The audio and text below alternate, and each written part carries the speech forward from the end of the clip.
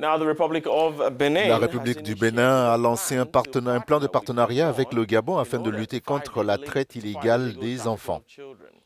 Lors d'une réunion du Conseil des ministres le mercredi 3 octobre, les ministres ont discuté de la signature de cet accord de coopération qui s'articule autour du vif désir de mettre fin à la traite des enfants dans le pays et de respecter les conventions internationales.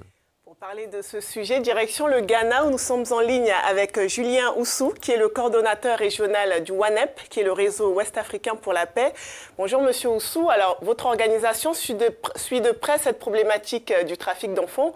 C'est donc une initiative qui doit vous réjouir, cette potentielle coopération entre le Bénin et le Gabon. Oui, effectivement, parce que c'est quand même une question vieille, hein. Elle a une histoire. La question de mouvement d'enfants béninois vers le Gabon. Je me rappelle qu'en 2000, il y a 18 ans de cela aujourd'hui, il y a eu un rapport sur la question publié par une structure béninoise, ESAM, en partenariat avec une autre structure dénommée anti-slavery, contre l'esclavage.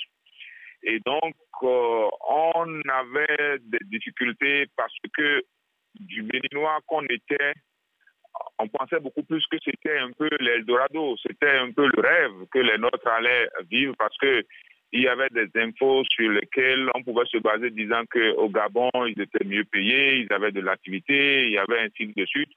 Mais quand on a commencé par recevoir des retours de ceux qui ont échoué dans un peu de l'exploitation, dans la déperdition scolaire et beaucoup d'autres questions, on s'est rendu compte que il y avait quand même, et ça les recherches l'ont montré, qu'il y avait des trafiquants qui faisaient, disons, ce trafic et qui faisaient que beaucoup d'enfants béninois se retrouvaient de l'autre côté.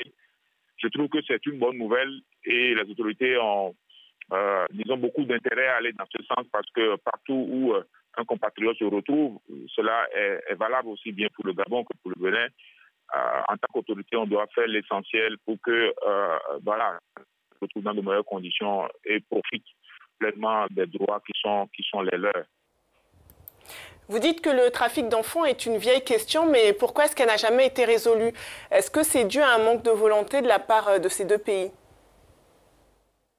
Alors, je pense que oui et non. Parce que je sais au niveau du pays, avec l'implication du gouvernement, du ministère chargé des questions sociales, du ministère des Affaires étrangères, de beaucoup d'organismes de la société civile, beaucoup de choses ont été, beaucoup d'actions ont été menées au niveau national pour freiner le mouvement, disons pour traquer le mouvement, pour empêcher que, voilà, ça s'ébranle vers le Gabon.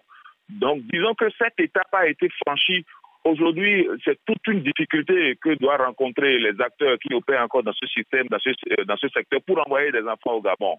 Mais malgré ça, il n'y a pas de dispositif sans faille.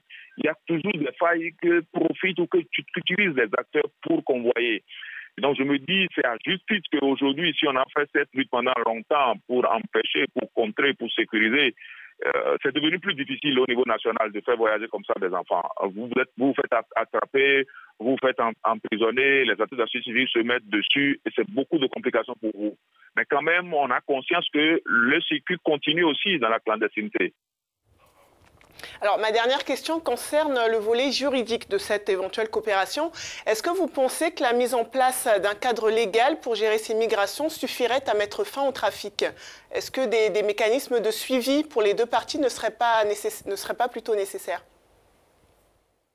Alors, vous voyez, c'est effectivement ça, les éléments de suivi, dès que l'accord sera signé, du contenu d'abord de l'accord, de comment on suit l'accord.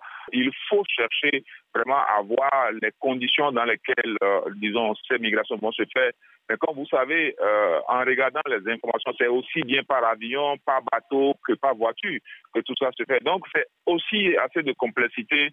Mais si on a cette manche qui opère aussi au Gabon, ça ne va pas exclure le fait que les enfants maltraités soient regroupés et rapatriés au pays pour, disons, se retrouver dans leur famille d'origine. Ça peut être l'autre option. Donc, si on n'arrive pas vraiment à cadrer, de toutes les façons, c'est déjà un signal fort pour ceux qui opèrent encore dans ce secteur, dans ce trafic, de se rendre compte que les deux États se donnent la main pour traquer le mouvement.